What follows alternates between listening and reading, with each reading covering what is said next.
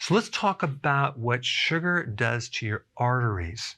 And probably the biggest damage from high amounts of sugar in the blood with the diabetic is done to your vascular system. And I want to talk about what occurs in that state. So you have two things. You have the macrovascular system and the microvascular system. So the large vessels and then the small capillaries.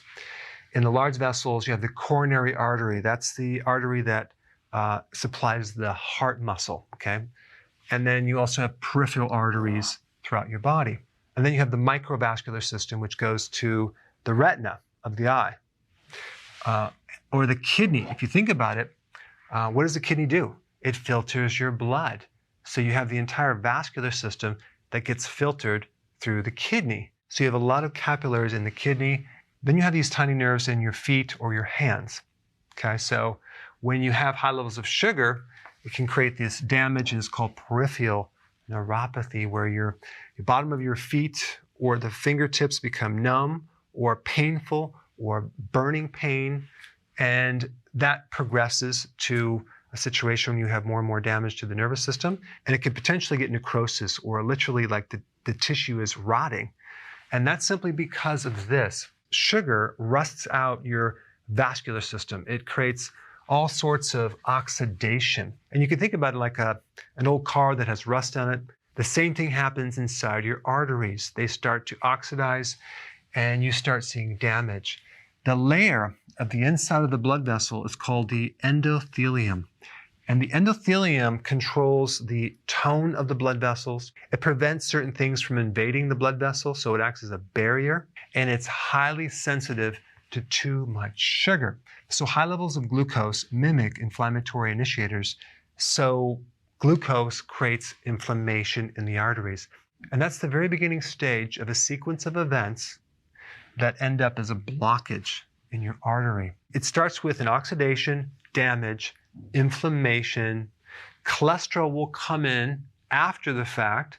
So people are focused on the cholesterol, but that is just trying to heal this inflamed, damaged endothelial layer. The oxidation has both direct and indirect effects. I'm not going to get into all the technical things about it, but it creates a lot of serious effects on the inside of the body that you don't really know are happening until you have a problem later in life.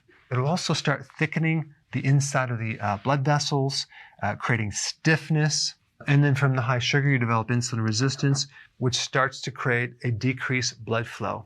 And a lot of the neurological damage that occurs from having diabetes or high sugar comes from the damaged blood vessels that starve off the nerves. That's really what happens. Another effect that sugar has in the arteries is it creates these, it's called AGEs, advanced glycated end products. And this is a very toxic thing to the arteries and to the rest of your body, to the nervous system, to the brain, to the pancreas.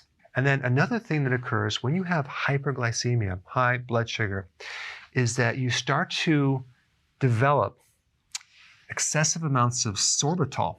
Now, sorbitol alcohol, that's what it's called, starts to build up in the cells and starts accumulating fluid and starts to damage the cells in the retina. This leads to cataracts in the retina, which can eventually lead to blindness, and then to the myelin sheath, which destroys the nerve. And that's why diabetics get the peripheral neuropathies in the feet, in the hands, and it starts spreading up this way because it starts to destroy the vascular system and the nervous system. And if you can't bring in oxygen and nutrition to the tissues, it starts to die. You get necrosis. Other than that, you're perfectly fine. Also realize that your body has the ability to make its own sugar if needed. It's called gluconeogenesis. And so does this same thing happen when your body makes sugar?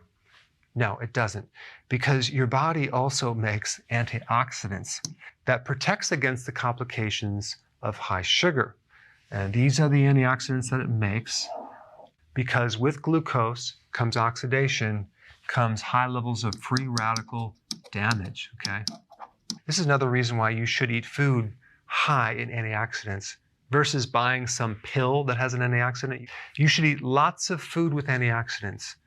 you should beef up, no pun intended, your vegetable levels to prevent some of the complications of this high sugar situation. This is why diabetics that are eating healthier, that have additional antioxidant support, have less complications from the diabetes. Another really good thing to take for some of these conditions is benfotiamine. It's a fat-soluble B1 that can definitely protect the peripheral neuropathy from the complications of high sugar, and also the kidney to a certain level, and also the retina. But FYI, to be totally transparent, the research on these two were mainly done in animals, not humans. But I personally used benfotiamine with a lot of clients for peripheral neuropathy and have seen amazing, amazing results. So in summary, learn from the mistakes of others. Learn from this knowledge of what happens to your body when you eat too much sugar. And don't wait for these conditions to happen, because a lot of the symptoms that occur with this don't show up for years until it's to the point where it might be too late. For more information on blood sugars and diabetes, I put some interesting videos on this board.